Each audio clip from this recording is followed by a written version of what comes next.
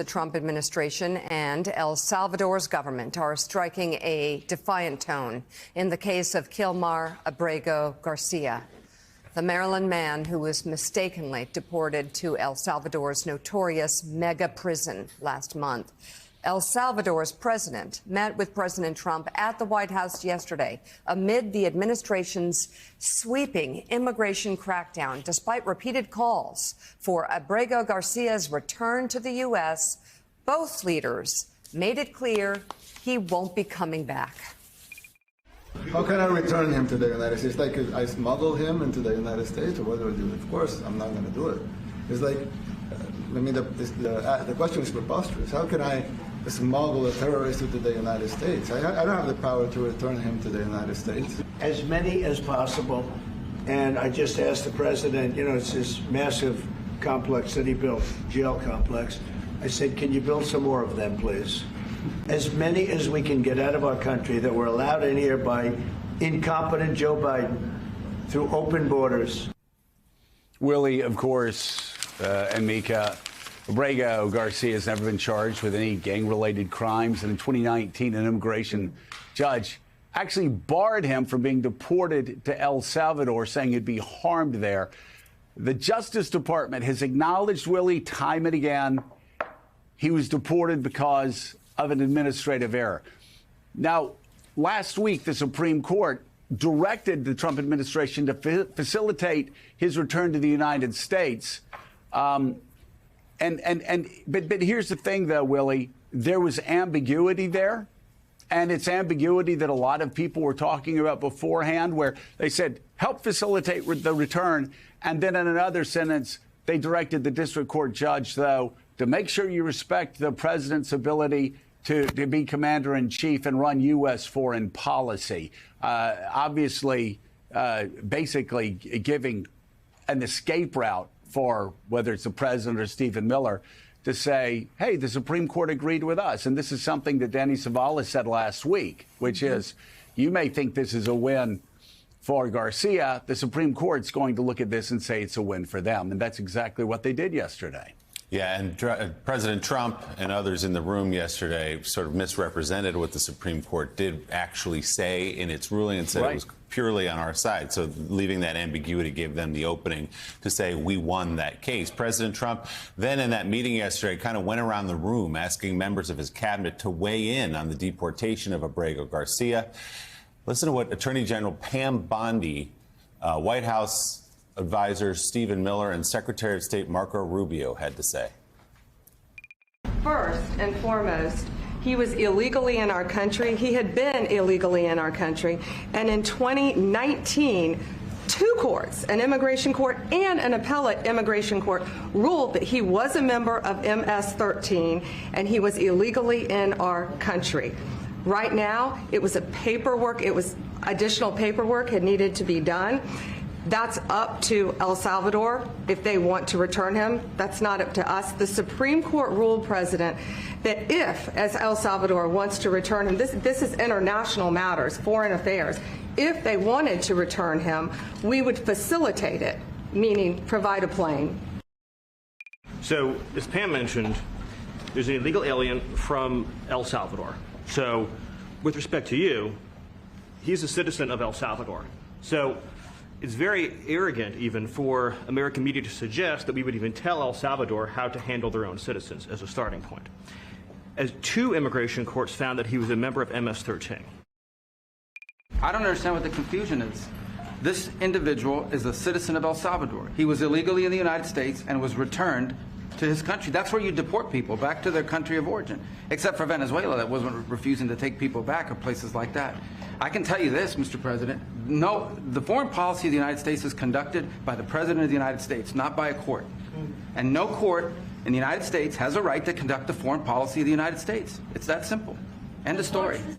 Let's bring in NBC News senior Homeland Security correspondent Julia Ainsley and NBC News national security editor David Rode. Good morning to you both. So, David, what did you hear in those comments as they sort of went around the room? Donald Trump opened the floor to his cabinet. It's this, I would say, odd sort of performative loyalty test in terms of repeating the same talking points, many of which don't, correctly describe what the Supreme Court ruled or the facts of what happened in Abrego Garcia's case. He was never convicted in a full court of being a member of this gang. And these judges, the Supreme Court itself, isn't trying to take over American foreign policy. They're simply saying to the Trump administration, you deported this person to El Salvador and now bring him back. They're not trying to dictate a broader thing, but it's just a strange dynamic. And you see this over and over in cabinet meetings where these cabinet members have to sort of say these things fervently. And maybe they believe them, to be fair, but it's unusual. Julie Ainsley, what's your reporting on this? Obviously, there was another deportation flight, even after the 9-0 ruling. And also, what questions are you looking at as it pertains to this, quote, mistaken return of Abrego Garcia? Yeah. I mean, Mika, so I'm looking forward. I think the most jarring thing that came out of that yesterday was when President Trump said that he was asked President Bukele to build 5 more of those prisons because he wanted to continue to use it, not just for people who are in the country illegally or may have crossed into the country illegally, but for anyone who he deems a very violent criminal. That could be U.S. citizens, Mika. He was asked specifically about naturalized U.S. citizens. I think a question for Trump is, would he consider sending people who speak out against his policies? Would he consider sending foreign students there?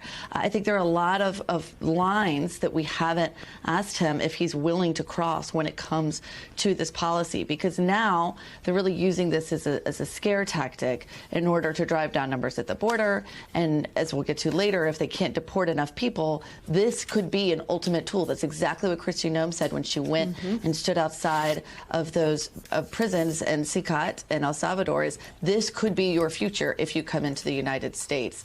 And then further on what happened more recently, just this weekend, they sent 10 more people to El Salvador, and it's not clear. We just got the news from a tweet, a post on X from Marco Rubio. It's that they sent 10 more people to El Salvador, and instead we don't know whether or not they complied with the Supreme Court order when they were weighing in on a separate part of this policy, where they said that anyone going to El Salvador, even under the Alien Enemies Act, gets the right under due process to argue why they should not be part of the class that gets sent there in the first place. So it's unclear under what provision they sent these people. Now, it could be they just simply did it under the Immigration Nationalities Act, not Alien Enemies Act, which would in turn mean that they could have already had final orders of deportation.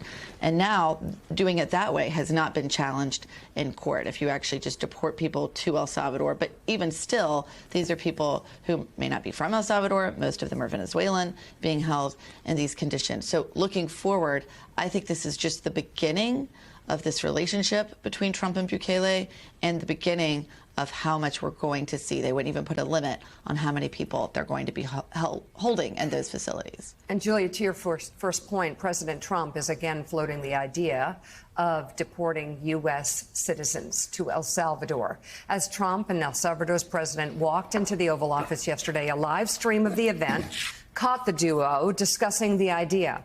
As the meeting began, Trump confirmed his administration is looking into it.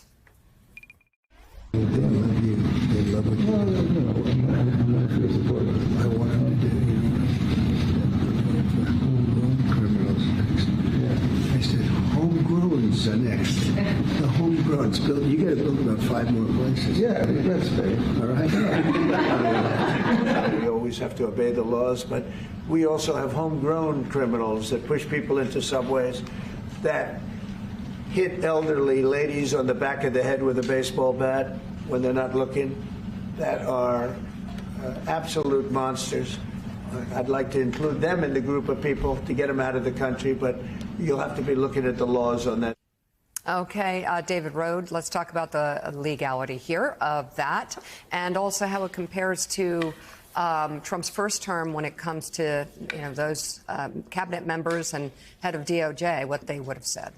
So the president is talking about sending American citizens to essentially a foreign penal colony.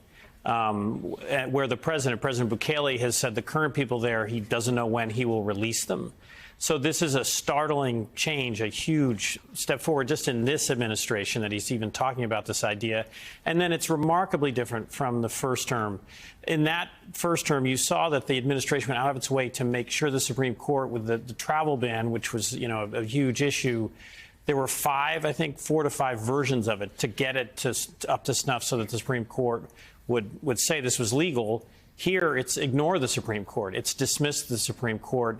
And to bring up these more and more, again, I guess, frankly, legally radical ideas. It is illegal and unconstitutional to send an American to a foreign prison, like, period, full stop. And, I was surprised and alarmed by what was said.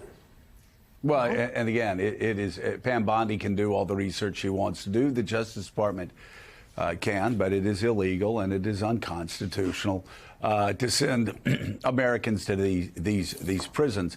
My only point I will make, though, on the Supreme Court decision on Garcia is it's probably going to go back up to the Supreme Court. And this time they're going to have to be far more explicit in their language, and not leave as many ambiguities there open. It's almost like they did that intentionally because it would allow them to lay down the law saying the president should facilitate the return, but at the same time say the district court has to give deference to the president. There is a way to write that up far more specifically, and chances are good they've only delayed the inevitable and the inevitable showdown.